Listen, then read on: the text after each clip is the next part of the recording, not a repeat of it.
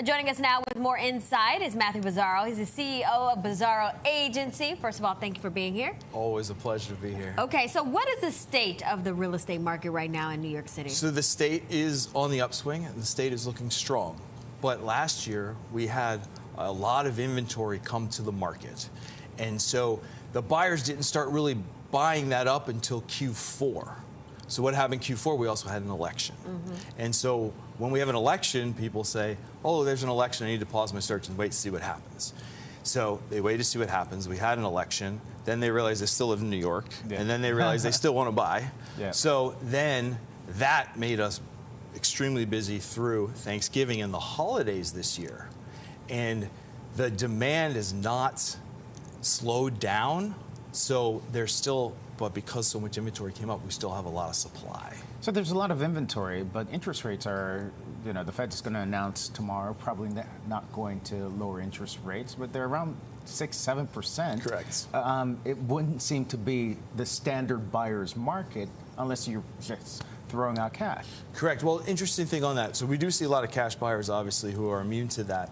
But the buyer, especially the first-time home buyer now that's coming to the market, they're okay with the interest rates because most likely they're going to stay around 6%. What we were battling the last couple of years was the buyer that had the opportunity to get 3%, they had the opportunity to get 4%, and they didn't make it happen for whatever reason.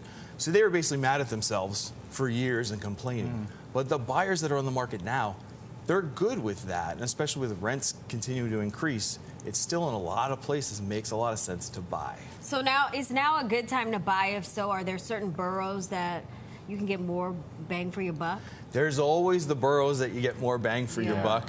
We're seeing a lot of great stuff in Upper Manhattan right now, and the Bronx, some pockets of Queens. FiDi right now, there's some tremendous deals down there. I mean, it's relative. Relative. That is correct. Let's step back. But let me tell you about buying in the winter. Buying in the winter is the most tremendous time to buy. And I will break down why. So one, nobody lists their apartment or their home in the middle of winter to get the highest price. The folks that are on the market now need to sell.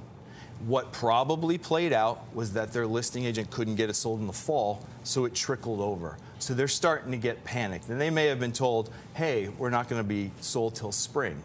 So you know they're starting to get a little antsy. And bonus, if that is empty, you know they're paying on two places. Money, they're wherever they are now and here.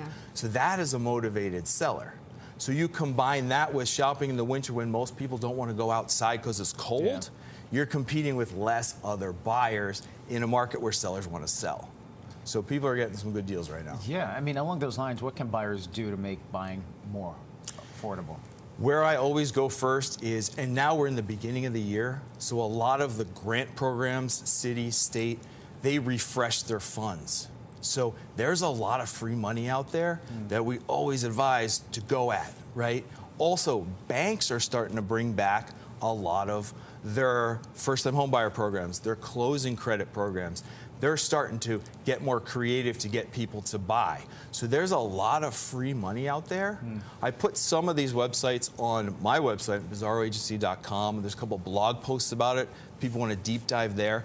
But really the key is to make sure you're working with a real estate professional that understands this, understands how to access that money, the programs, the banks, to make it the most affordable it can be. You happen to know somebody. I know a guy. I know a guy. You mentioned closing credits. What is that? So closing credits, so when you close with a loan, especially in the bank is going to have expenses, right? Maybe it's title, maybe it's their bank attorney, maybe it's their fees. And what a lot of the banks are stepping up now is saying we're going to pay part of, if not all of them now. So what's really great about that is because those are out-of-pocket costs for the buyer. So this is money you have to have available in your bank account to pay. So it's not usually loanable. Sometimes people mix it in, but you're keeping the money in your pocket, and that's what we want. Yeah. And really quickly, you mentioned to Chris, the hot market, the secret hot market is? Yonkers. Look out. All right. Thank you. You're welcome. Matthew, really appreciate it.